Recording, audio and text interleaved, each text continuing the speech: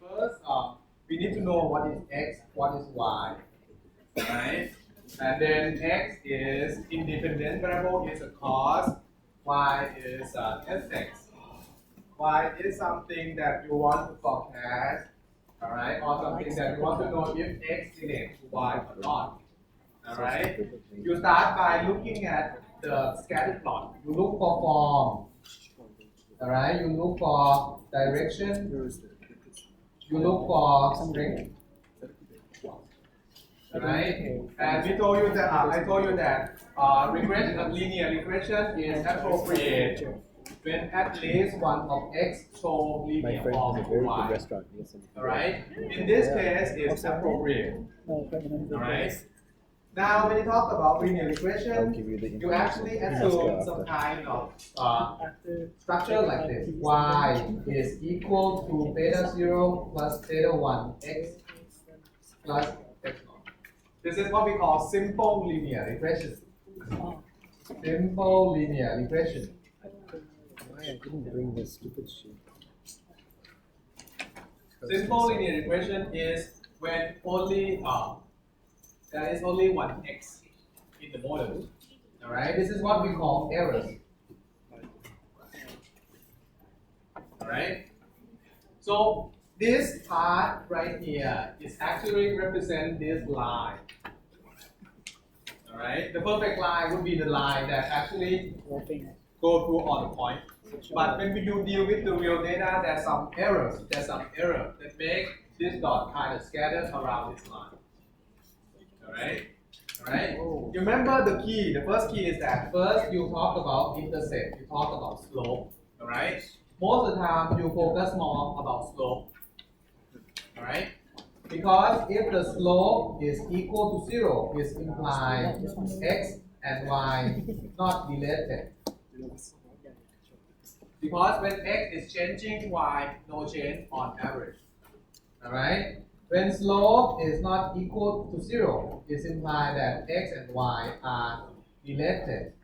Alright? In this case, only focus on linear relationship only. Alright? Right now the key is that you see all you want is that you want to estimate this line. Alright? In order to know about this line, right? Meaning that you have to know intercept and slope. Alright?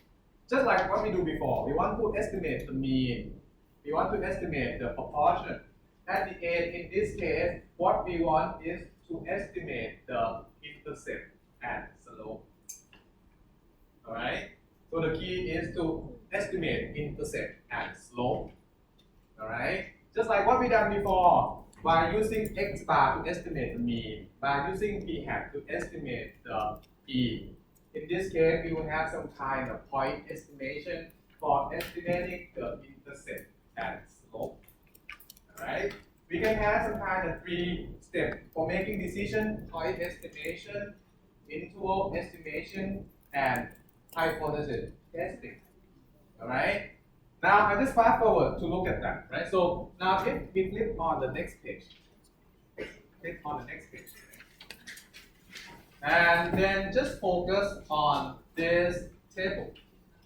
This table. Alright? Remember now the main equation that we have is fund, which is y, which is equal to beta 0 plus beta 1 times goal price, right, plus epsilon errors. Alright? What we want is we want to estimate the intercept and slope. Alright?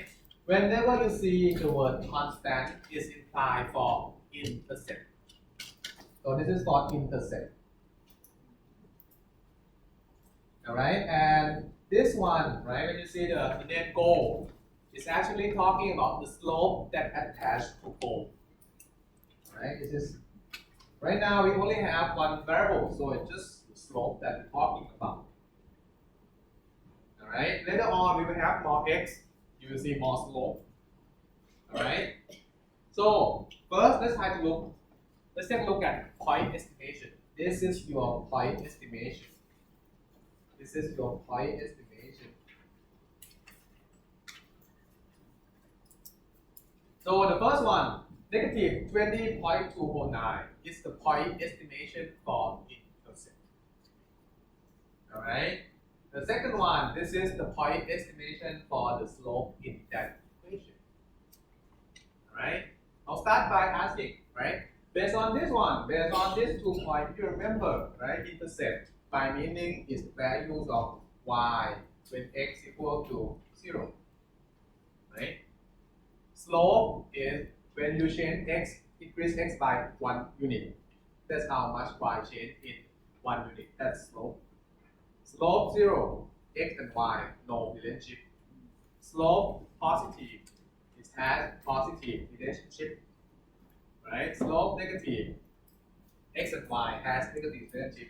Based on this one, based on what we have, the point estimation, can we say that when the price of gold is about 0, then the intercept would be negative values? No, the price of fund would be negative values. Can we say that? When the price of gold is 0, can we say that the price of fund would be negative value? Yes, that's what it means. It's more like asking, is intercept negative value? Yes, right?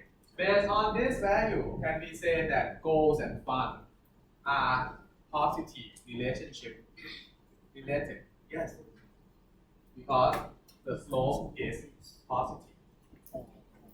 Are you confident on your answers? Not sure, but looks small. All right. That's the same concept how we use the point estimation.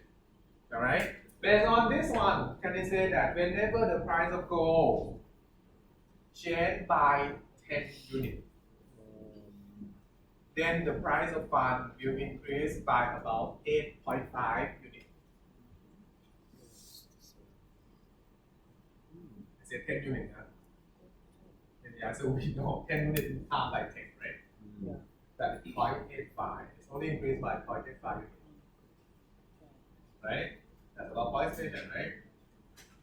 Next step is to talk about confidence interval, right? So you see, this one is a confidence interval.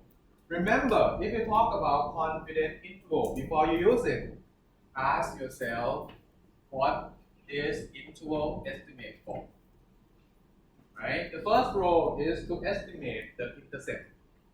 All right? Based on this one, can we say that intercept is about negative 20?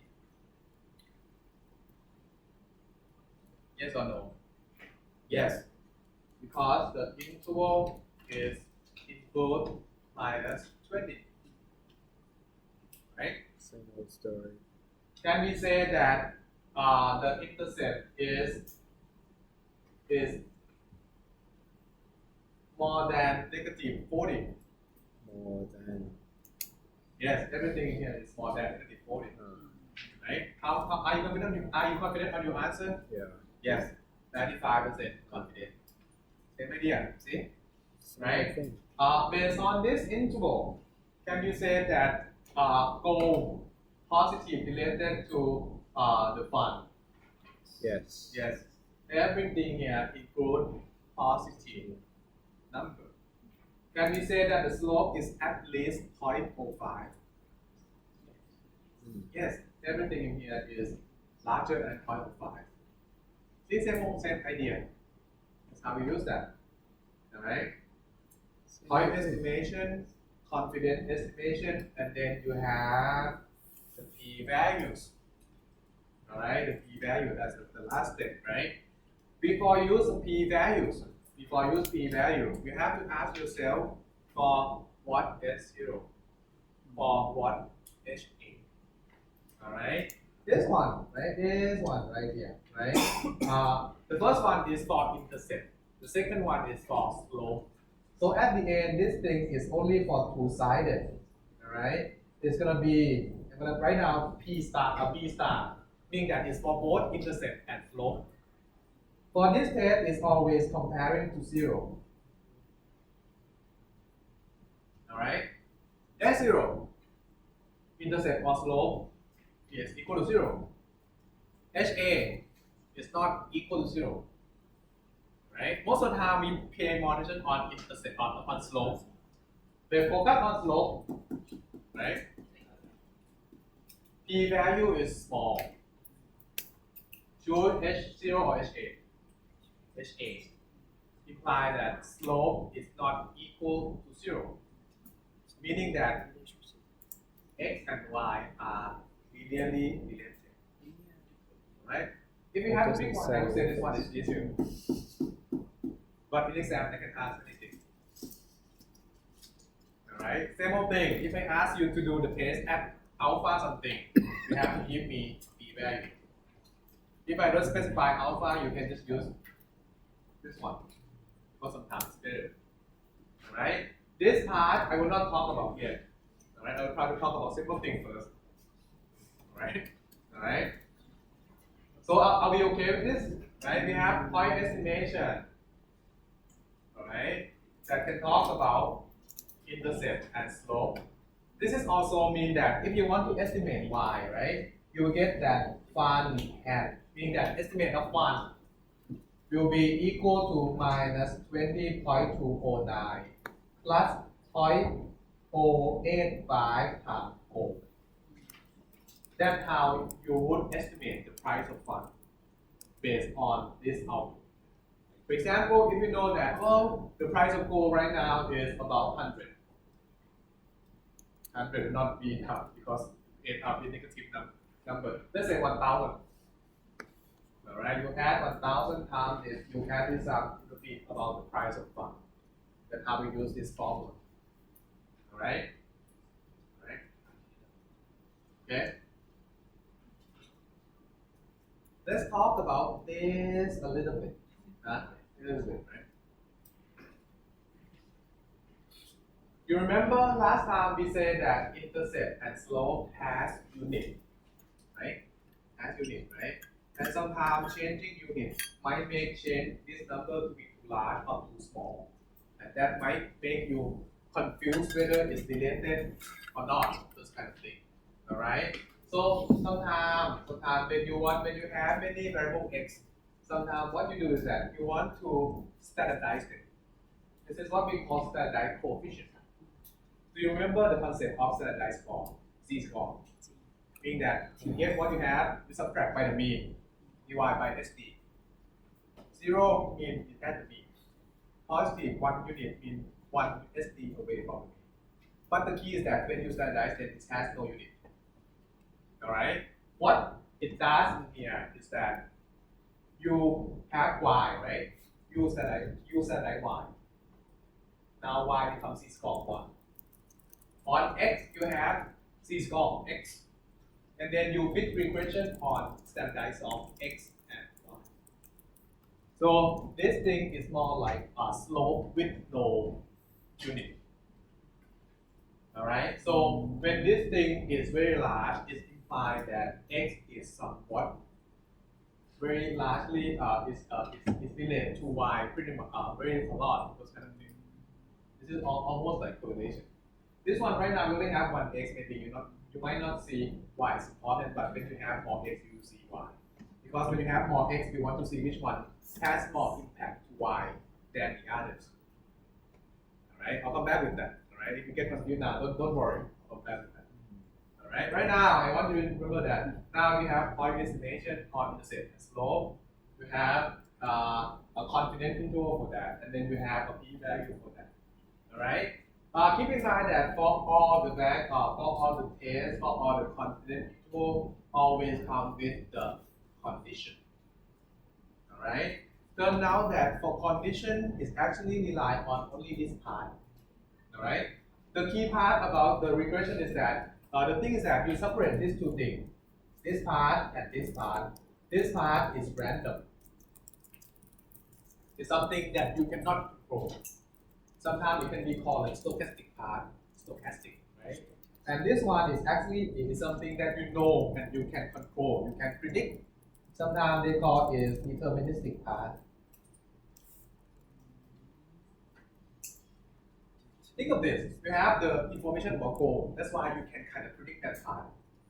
Alright? When we model this, we want these two parts to be independent from each other.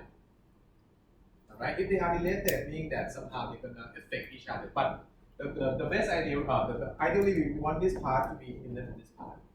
Alright? And then what you do is that you actually make conditions on just this part right here.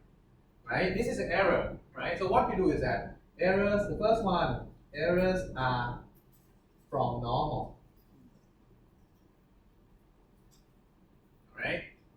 Second one, let's see.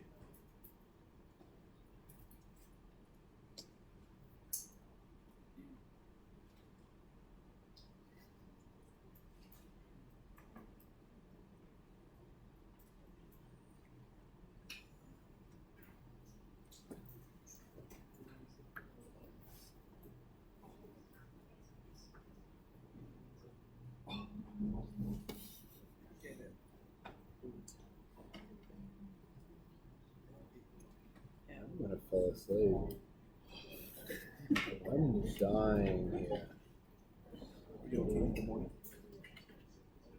Huh?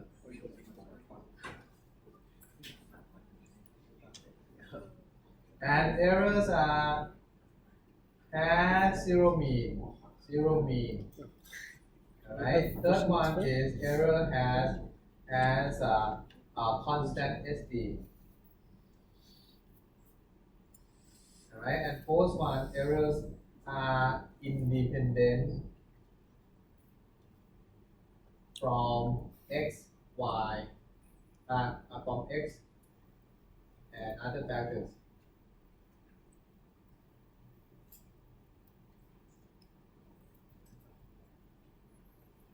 So you see the condition itself is only focused on the error part. Alright, you want it at the end, you actually going to deal with the normal. So we want this error to be from normal. How do we check normal? Histogram field shape. At the end, you have something similar to you want straight line. Alright, we want the error to have a zero mean. Alright, you cannot read that out of this. It would be easier to read. This is in your sheet that you get from last time. Alright? First one, error is normal. Alright? Second one, the mean of error is zero. Right? The third one, the errors has the constant spread, which is standard deviation. Alright? And error should not be depend on the values of y and x. So what I'm saying is that there are the deterministic part and random part. These two should not have anything related to each other. Alright? At the end, it just means this. Alright? Those are four things. Alright? I'll show you how to check that. Alright? So let's say, right? Let's say this is data point. Alright? Or if you want the best line that fits this dot. Alright? Ideally you want the linear line to go through all the point, but it's impossible. Alright, so what do? You have to pick one line, right? And then the best line is supposed to be close to this data point. Alright, so what do? Think of this. Think of this as some kind of error. Alright? This is the line, it is a line for population, this is what we call error, epsilon. Alright? But sometimes when you deal with the line and estimate, the name becomes residue. So when you heard residue, think of estimate of error. Alright, you know what residue means, right? Residue is something that you left when you do something. For example, if you walk into stealing something, your trace on your fingerprint or something, the dirt that comes from your shoe is actually called residue. Something that you left out here. This is residue. Alright? The key is that you want to minimize the size of residue. So how to estimate this line? You want to minimize the sum square of residue. So you square this thing, add those up. The baseline should minimize the sum square of residue. And with that concept, you end up with this kind of estimation. That's this is estimation for intercept and slope. The one that you see in output, you don't have to remember this. Alright, but you already see it in the output. That's the point estimation for intercept. That's a point estimation in slope. Alright, it's actually come from the concept that we minimize the distance away from the dot to the line. Alright? The idea is that at the end, right, you have a data point, right? The means of y given x is changing depending on x. For example, at this x, the mean of y is right here. Alright, since the errors we assume that they are from normal, so meaning that the dot itself is actually going to be from normal with this mean and also maybe go along with that. The x is changing, mean it's changing along the line. But distributions remain normal. That's the idea there. Alright, so that's why we need that errors are from normal with zero mean, constant SD. Alright, and it doesn't depend on x or y. Alright, how do we check that? Right? How do we check that? What it means is that keep in mind that the condition itself only talks about errors. Alright, we don't have the real error, but we have the estimate values of error, which is residue. So we test on residue. Alright, meaning that when you make histogram of residue, meaning that you get this value, this value, this value, this value. If you think that it's going to be from normal, you make histogram out of it. If residual pack histogram of the shape is look normal. Alright, similarly, if you make QQ plot, it's supposed to look straight line. If you think that it's going to have a zero mean, it has to have about zero mean. If you want to have a constant SD, when you make a residual plot, it's supposed to have about the constant spread along the way. And should not depend on x or y, this kind of thing. Alright? Meaning that when you make something like this, jumping up and down, yeah. Anyway, this is what we call residual plot. Alright, on this side, right, on this axis we have y, the estimate of y. Alright, on y axis is the value of residual. Alright, so this thing, right, residual need to have zero mean. In the middle supposed to be about zero, because we expect zero mean. Alright, this is on page 14. Alright, and then if you expect to have a constant SD or variant, this is a bad sign, because you see that spreads keep increasing depending on y. This is bad. This is not okay. You want x to be like parallel line, something like that. Alright? This is also bad sign. Alright? Residual supposed to be random. Whenever you see some kind of obvious form, obvious trend, it's implied that residual is not random. Alright? This is also bad because you see when this is positive, negative, positive, negative, this is also bad, and it's the bad sign. Alright? When you make histogram from residual, it's supposed to look bell-shaped. Alright? Maybe take a look at this one. The real one is this one. This one, Now you flip on page number 4. This is going to be the output that would show up in the final exam. Alright, most of the time it's just this green plot. Alright, let's see what kind of thing you have to look at. See this one, right? This one is a histogram of residual plot. Alright, so bell shape imply normal distribution for errors. Alright, that's for the first condition.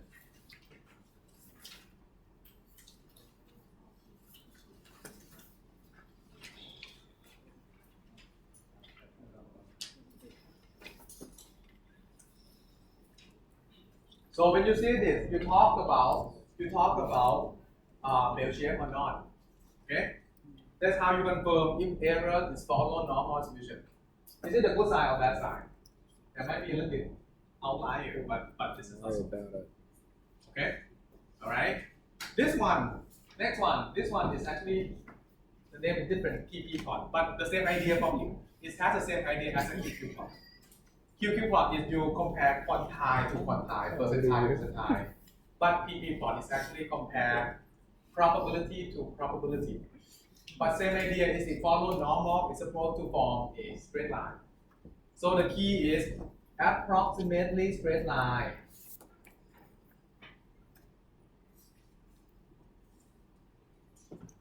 Alright, imply normal distributed errors.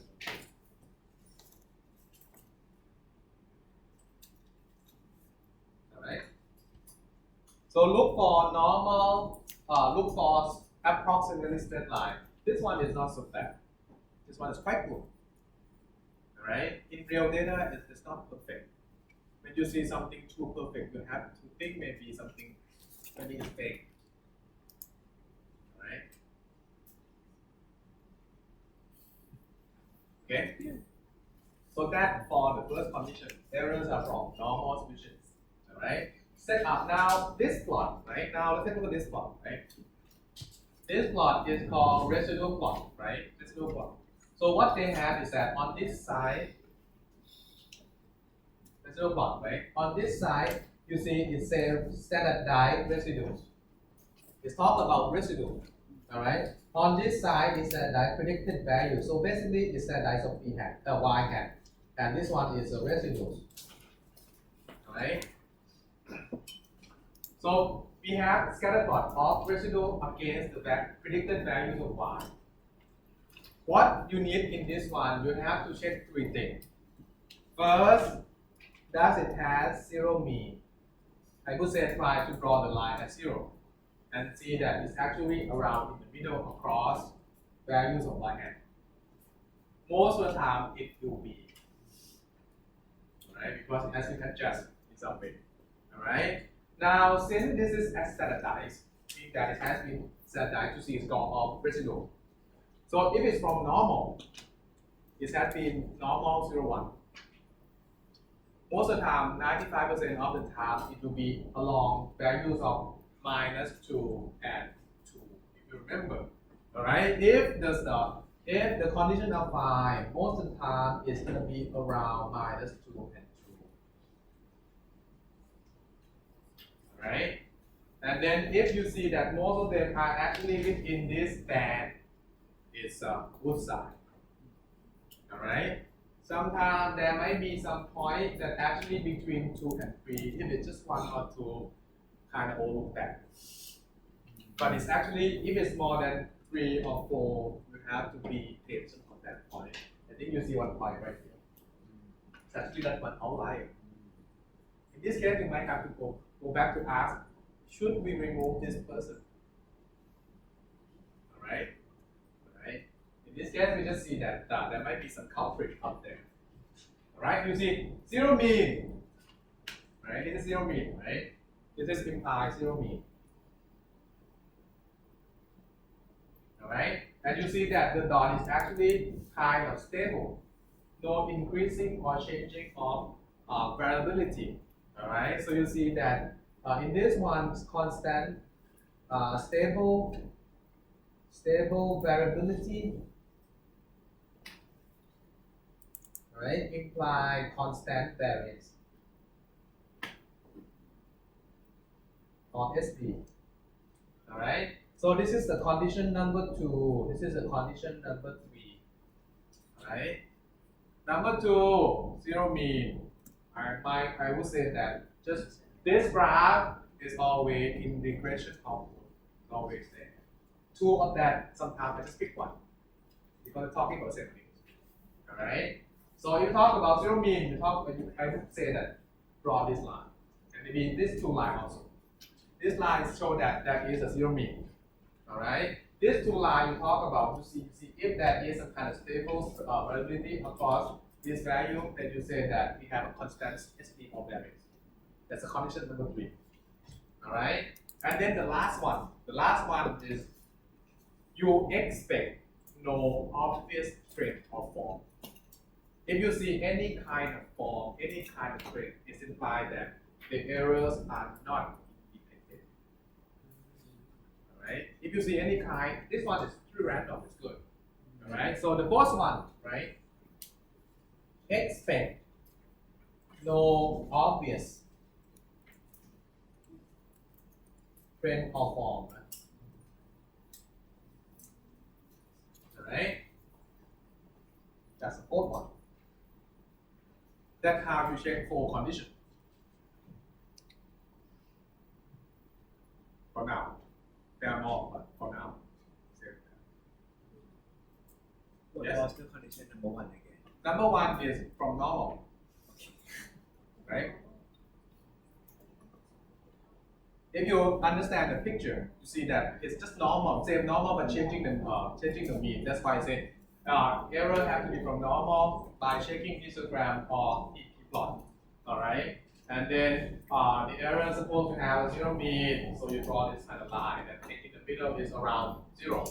All right, and then stable variability, right, implies that we have a constant SD or variance of errors.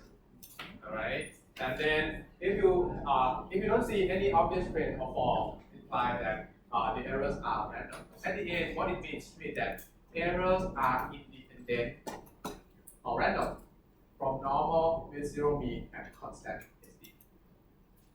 You understand the complete concept? It's just one condition, but I break into three or four small ones. Okay. All right. So that's one thing about condition. All right. If you don't get it now, you will get it eventually, I hope. Yeah. All right. Next thing. Next thing.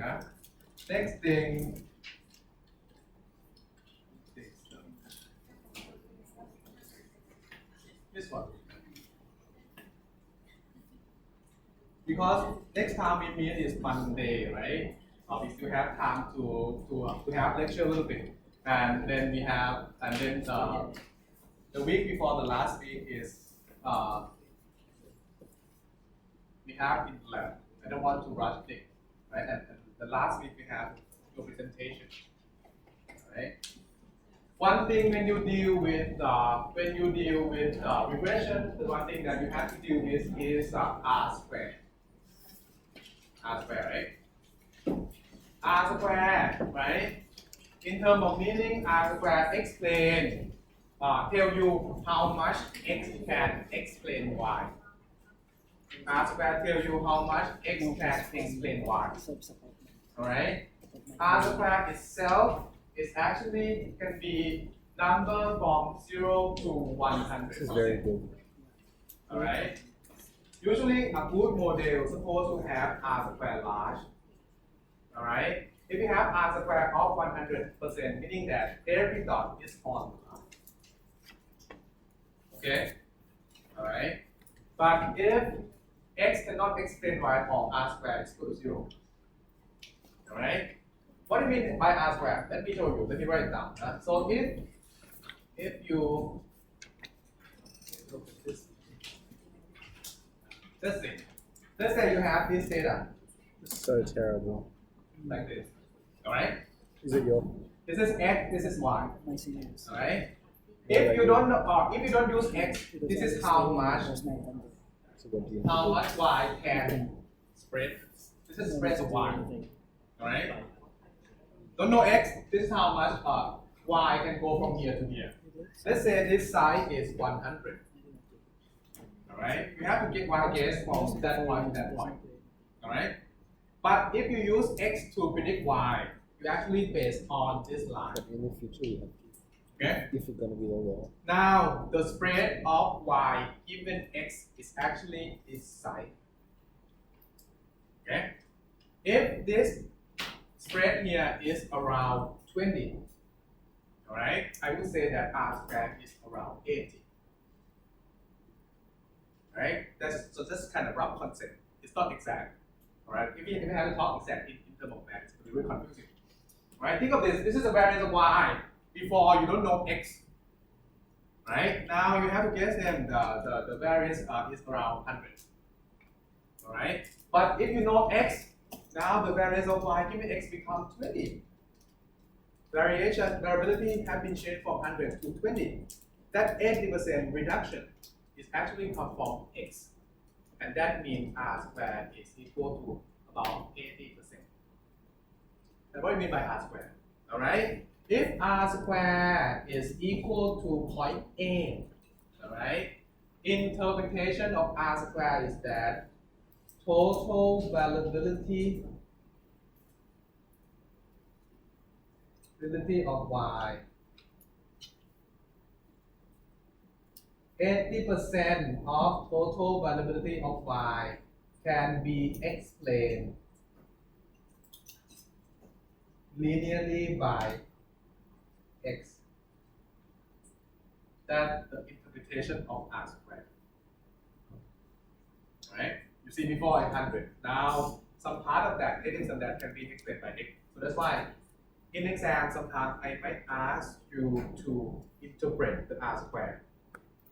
Alright? So that's what you mean. If R squared is equal to 0.8, 80% of total variability of y can be explained linearly by x. Just take out that sentence, replace x and y to get on the question. Alright? So if you have two models have the same y, but two models have different x, the one that gives you a larger R squared is preferred. Right? In a way, some people might ask, is this R squared is the same thing as R of correlation squared? Yes. When you have one x, yes. But when you have more than one x, no. Alright? But right now you know R squared tells you how much x can explain y. Alright? Some people ask in regression how big R squared should it be, right? I would say it depends. Alright? Because it depends on audience, on community. For example, in engineering, especially for the people who work in factory, most of the time they want R squared to be like 90 something. Most of the time, 95% they don't have it. Why? Because they work in factory, they have everything that you control. So they can have that. But for medical, for doctor, you know, like or psychology, 15% they already have it. Because they have to deal with people and there are many factors that affect that. They can only control some of them. So how big or how small depends on the standard of that group or that community. Right? But at the end, the larger R squared is somewhat imply a better model. It actually means 8.1. Right? Okay, now come back to output, right? Come back to output. We talk about this. We know how to use it, right? Now we go back in here, right? We go back in here. We talk about this table. Alright? We just talk about R squared. R squared is basically this one.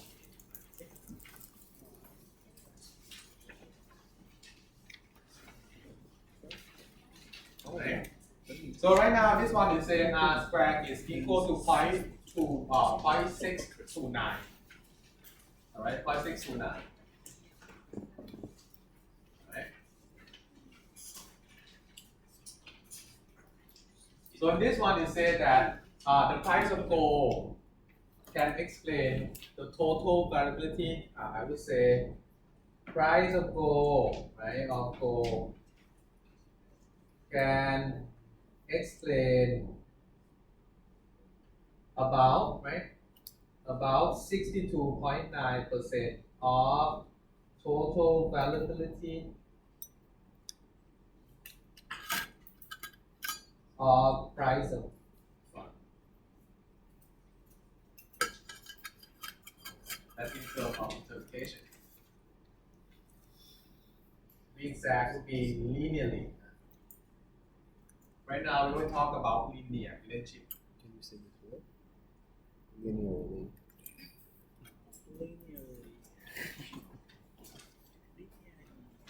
Not bad.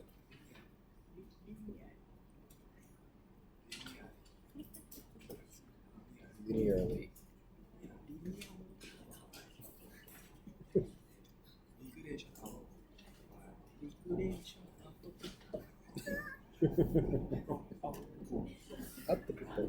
It's a beautiful word. Alright? By the way, right? Today I already add this three things, right? So how to use this? Point estimation, confidence interval, hypothesis testing, right? We talked about R squared, if it first large. We know how to interpret it, right? We know how to check for condition by looking at this graph. Alright? One thing I want to talk about also is that keep in mind that I can also compare this one. See, this one is talk about slope. Slope 0 is the same thing as correlation is equal to 0. Slope 0 means no relationship. Correlation is equal to 0 means no relationship also. Alright? So meaning that sometimes if I ask correlate to one or not, I can look at here. Or I can look at in this one. If you remember, correlation. See, this part right here. Alright, based on this one, is the goal and fun related? Yes, because this is large, the value is small. Alright, in exam, sometimes I say you have to use this output to answer, then you have to use the output. If I say you have to use the other output, you have to use the other output. If you use the wrong output, not full credit. If I don't specify specific output, any output is fine. Alright? So before I say good night, right? Let me go through some of the questions that relate to that topic.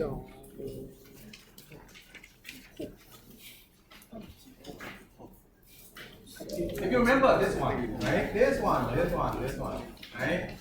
We have MBA, GMAT, undergrad, right? Sukara desu. Right? So let's see, right?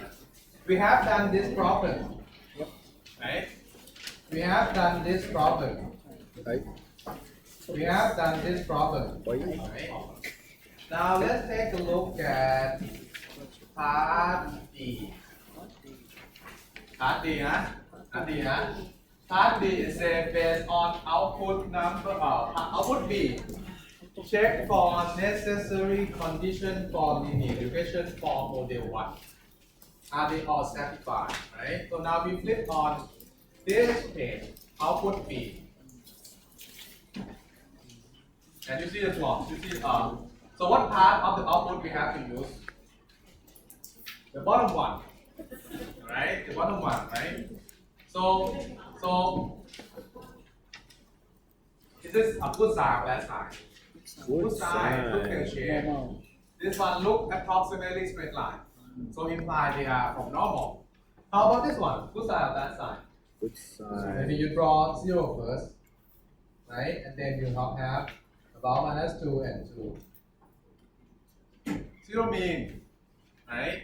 Stable variability, right? And then no obvious trend, right? If I have to write, right, I would write something like this. Let's see. From this one, right? Approximately bell-shaped histogram. Alright? Approximately straight line.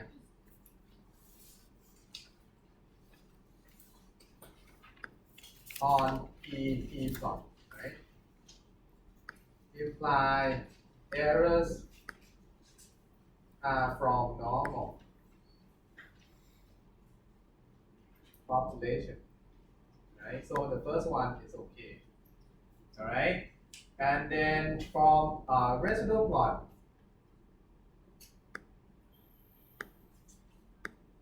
show 0 mean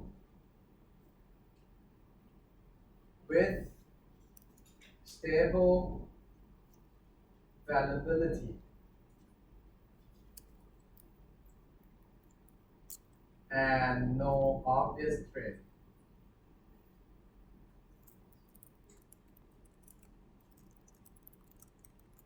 Zero mean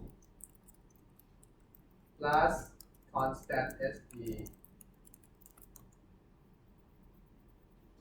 errors 1 and 2 and 3, right, are fine.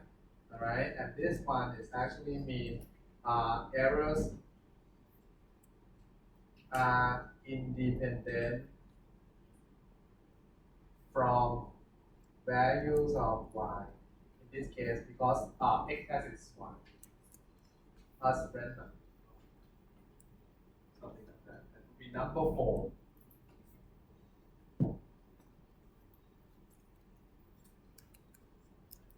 So something like that.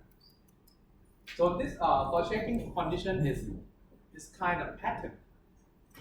Alright. So this is something that you should not lose the point. Okay. Another one.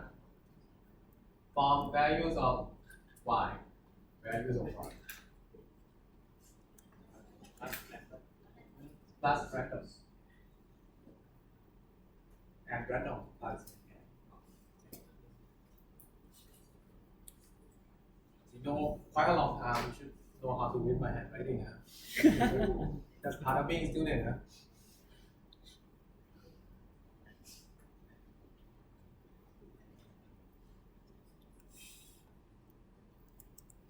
Okay.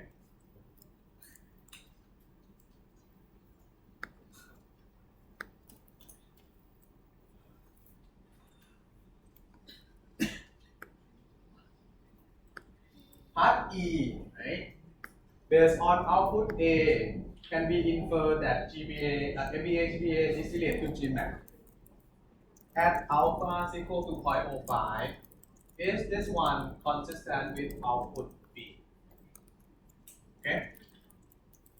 Now it says you have to use output A first, and then see if the result consistent with output B, right?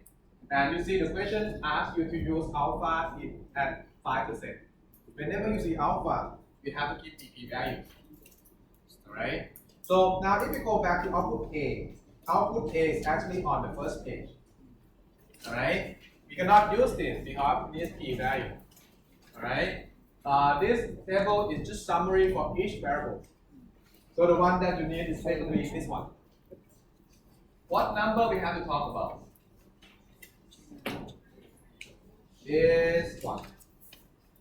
This one. Alright? This one, since it's talking about correlation, so your hypothesis has to be about correlation. Alright? So now, if we go back to write down, right? Open this one. You would say from output 1, right? From output 1. Output A, sorry, right? So S0, right? Row of MBA, GPA, and GMAT. I think this is something we have wrote before, right? Equal to 0. HA would be row of MBA, GPA to GMAT. Is not equal to 0.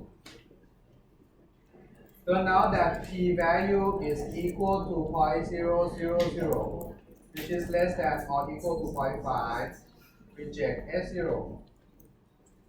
So imply that MBA is related to GMAT at alpha equal to 0.05. Right? So that we done that before, right? Part output B. I think that's what we did from Monday, right? Now output B, we take a look at this. We're going to use this table. What part of this table are we going to use? Talk about slope on GMAT, right? And then we talk about this one. Right? So p-value is 0. S0 slope is equal to 0. HA slope is not equal to 0. Alright? So now, similar to what we have before, but now we have to talk about slope. Right? But keep in mind, this one is talking about beta 1. Yeah. Alright? Now you go back from output to output B, sorry. Output B. S0 is beta 1 is equal to 0. HA would be beta 1 is not equal to 0. P values is equal to 0.00, 505, which is alpha. So reject S0. be two same answers. The results are consistent.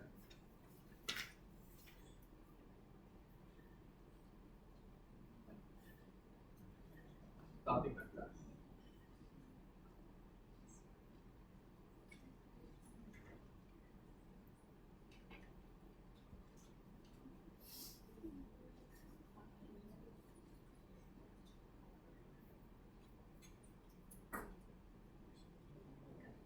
Keep in mind, output A talk about row. Output B in the linear regression, you talk about beta 1. Alright, common mistake that is seen is that sometimes when you talk about output B, but you still writing about row.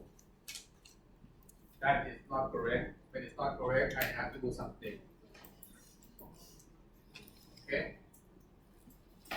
This is also implying that in your research, sometimes you can also use correlation or you can use regression in order to draw a conclusion about relationship about quantitative to quantitative. All right.